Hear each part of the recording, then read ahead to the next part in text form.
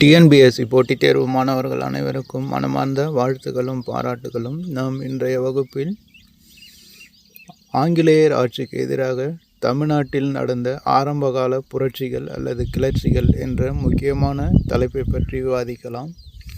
இதிலிருந்து கண்டிப்பாக டிஎன்பிஎஸ்சி தேர்வுகளில் 2 அல்லது 3 கேள்விகள் தொடர்ந்து கேட்டுக்கொண்டு இருக்கிறார்கள். எனவே அதனுடைய முக்கியத்துவம் கருதி இந்த தலைப்பை பற்றி இப்போது பார்க்கலாம். அதாவது ஆங்கிலேயர் ஆட்சிக்கு எதிராக தமிழ்நாட்டில் நடந்த தொடக்க கால கிளர்ச்சிகள் அல்லது புரட்சிகள். ஆங்கிலேயருக்கு எதிரான மண்டல சக்திகளின் எதிர்ப்பு, அதாவது பாளையக்காரர் போர் என்று சொல்லக்கூடிய பாளையங்களும் பாளையக்காரர்களும் நாடு பிடிக்கும் அவர்களின் நோக்கத்திற்கு முதல் எதிர்வினை திருநெல்வேலி பகுதியின் நெற்கட்டும் சேவலில் ஆட்சி புரிந்து வந்த பூலித்தேவரிடம் இருந்து வெளிப்பட்டது. அதாவது ஆங்கிலேயருக்கு எதிரான முதலான கிளர்ச்சி அல்லது புரட்சியானது திருநெல்வேலி பகுதியில் உள்ள நெற்கட்டும் சேவல் என்ற இடத்தில் ஆட்சி செய்து வந்த பூலித்தேவரிடம் இருந்து ஆரம்பிக்கப்பட்டது. அதைத் தொடர்ந்து வேலு நாச்சியார், வீரபாண்டிய கட்டபொம்மன், மருது சகோதரர்கள், தீரன் திண்ணமலை போன்ற தமிழகத்தின் பிற பகுதிகளை ஆட்சி புரிந்து வந்தோரும் ஆங்கிலேயரை எதிர்த்தனர். பாளையக்காரர் போர் என்று அறியப்படும் இது 1806இல் நிகழ்ந்த வேலூர் புரட்சிக்கு ஆரம்பகால ஒரு அடித்தளமாக இந்த பாளையக்காரர் புரட்சி அமைந்தது. பாளையங்களும் பாளையக்காரர்களும். பாளையம் என்ற சொல் ஒரு சிறிய பகுதியோ அல்லது ஒரு இராணுவ முகாமையோ குறிப்பதாக இருக்கிறது. பாளையக்காரர்கள் இவர்களை ஆங்கிலேயர்கள் போலிக்கார் என்று குறிப்பிட்டனர். அதாவது இறையாண்மை கொண்ட ஒரு பேரரசுக்கு கப்பம் கட்டும் குறுநில அரசை குறிப்பதுதான் இந்த பாளையக்காரர் முறை. வாரங்கல்லை சேர்ந்த பிரதாபருத்தனின் ஆட்சி காலத்தில் காக்கத்திய அரசில் இந்த பாளையக்காரர் முறை முதலில் நடைமுறைப்படுத்தப்பட்டது.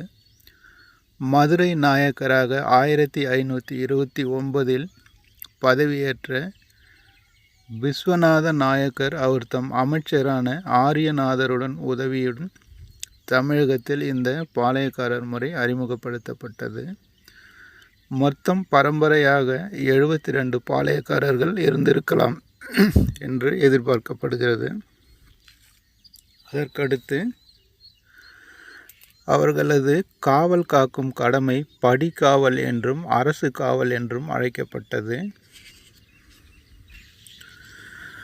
நாயக்க ஆட்சியாளர்கள் தங்கள் அதிகாரத்தை தக்க வைத்து கொள்ள பாளையக்காரர்கள் உதவி புரிந்தனர். இந்த பாளையக்காரர்கள் 2 பகுதியாக இருந்தார்கள். கிழக்கு பாளையங்கள் மற்றும் மேற்கு பாளையங்கள் என்ற 2 பிரிவாக இருந்தார்கள். நாயக்க மன்னர்களால் உருவாக்கப்பட்ட 72 பாளையங்களுள் கிழக்கு மற்றும் மேற்கு என்ற 2 தொகுதிகளாக பிரிக்கப்பட்டிருந்த பாளையங்களே முக்கியத்துவம் வாய்ந்தவையாக இருந்தது.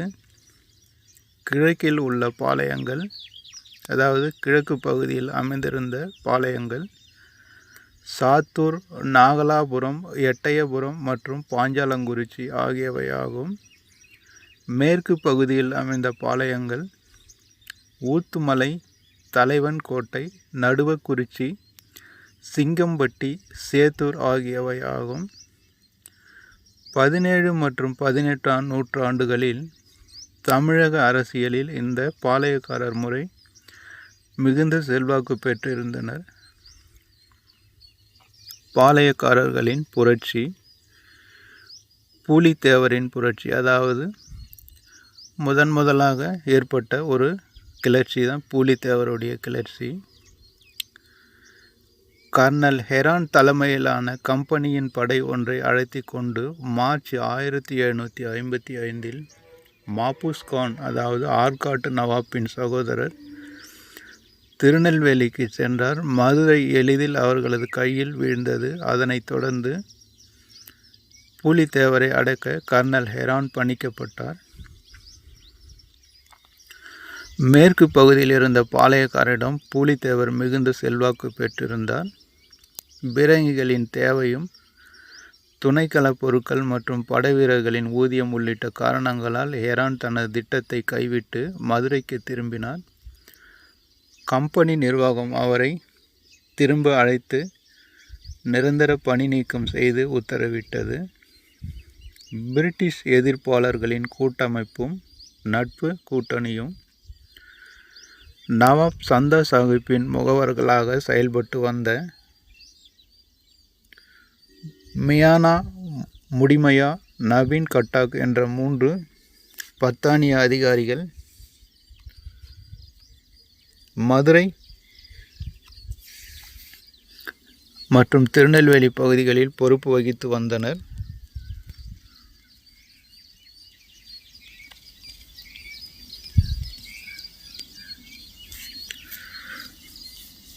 ஆற்காட்டு நவாப்பான முகமது அலிக்கு எதிராக மேற்கு பாளையக்காரர்களுக்கு ஆதரவளித்தனர். பூலித்தேவர் ஆங்கிலேயருக்கு எதிராக போரிட பாளையக்காரரின் கூட்டமைப்பு ஒன்றையும் ஏற்படுத்தினார். சிவகிரி பாளையங்கள் நீங்களாக பிற பாளையங்கள் யாவும் அவரை ஆதரித்தன. எட்டயபுரமும் பாஞ்சாலங்குறிச்சியும் கூட இக்கூட்டமைப்பில் இணையவில்லை. களக்காடு போர். களக்காட்டில் நடைபெற்ற போரில் மபுஸ்கானின் படைகள் தோற்கடிக்கப்பட்டன. யூசுப் கானும் பூலித்தேவரும் யூசுப் கான் அதாவது கான் சாஹிப் என்று தனது மதமாற்றத்திற்கு முன்பு மருதநாயகம் என்றும் அழைக்கப்பட்டவர் இந்த யூசுப் கான். 1761 மே 16 பூலித்தேவரின் 3 முக்கியமான கோட்டைகள் நெற்கட்டும் செவல், வாசுதேவநல்லூர் மற்றும் பனையூர் யூசுப் கானின் கட்டுப்பாட்டிற்கு வந்தது.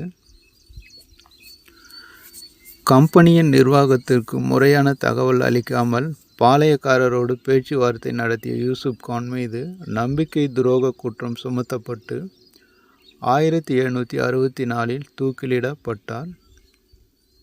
பூலித்தேவரின் வீழ்ச்சி.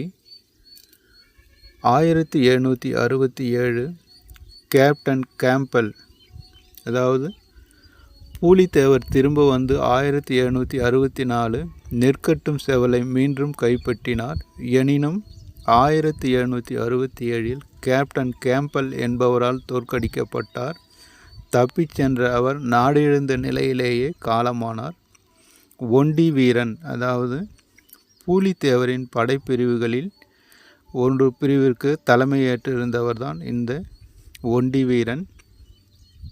இது டிஎன்பிஎஸ்சி தேர்வில் ஏற்கனவே கேட்கப்பட்ட கேள்வி. இந்த ஒண்டி வீரன் எதிரியின் கோட்டையில் தான் நுழைந்து பல தலைகளை கொய்தமைக்காக கிடைத்த பரிசாக பூலித்தேவர் அவர்கள் குறிப்பிட்டிருந்தார். அதாவது ஒண்டி வீரன் பூலித்தேவரின் படைப்பிரிவில் ஒன்றுக்கு தலைமை தாங்கியவர். அடுத்து வேலு நாச்சியார். ராமநாதபுரத்தின் அரசர் செல்லமுத்து மற்றும் சேதுபதிக்கு பிறந்த ஒரே பெண் வாரிசு வேலு நாச்சியார். மன்னருக்கு ஆண் வாரிசு இல்லாததால் இவரே குடும்பத்தின் அதாவது அரசின் இளவரசியாக முடிசூட்டி கொண்டார். தனது 16வது வயதில் வேலு நாச்சியார் சிவகங்கை மன்னரான முத்துவடுகநாதரை மணந்து வெள்ளச்சி நாச்சியார் என்ற பெண்மகவை பெற்றெடுத்தார். கோபால நாயக்கரின் பாதுகாப்பில் திண்டுக்கல் அருகே உள்ள விருப்பாட்சியில் 8 ஆண்டுகள் வாழ்ந்து வந்தார். தளவாய் அதாவது இராணுவ தலைவர் தாண்டவராயனார் எழுதிய கடிதத்தில் ஆங்கிலேயரை தோற்கடிக்கும் பொருட்டு 5000 காலாட்படைகளும் 5000 குதிரைப்படைகளும் அனுப்பும்படி அவரிடம் கோரினார். வேலு நாச்சியார் உருது மொழியில் தனக்கு கிழக்கிந்திய கம்பெனியோடு இருந்த பிணக்குகளை கடிதத்தில் விவரித்திருந்தார். விருப்பாட்சியின் பாளையக்காரரான கோபால நாயக்கரை தலைவராக கொண்ட திண்டுக்கல் கூட்டமைப்பு அதாவது கோயம்புத்தூரை மையமாக கொண்டு பிரிட்டிஷாரை எதிர்த்த அவர் பிரிட்டிஷ் படைகளால் 1801 வெற்றி கொள்ளப்பட்டார்.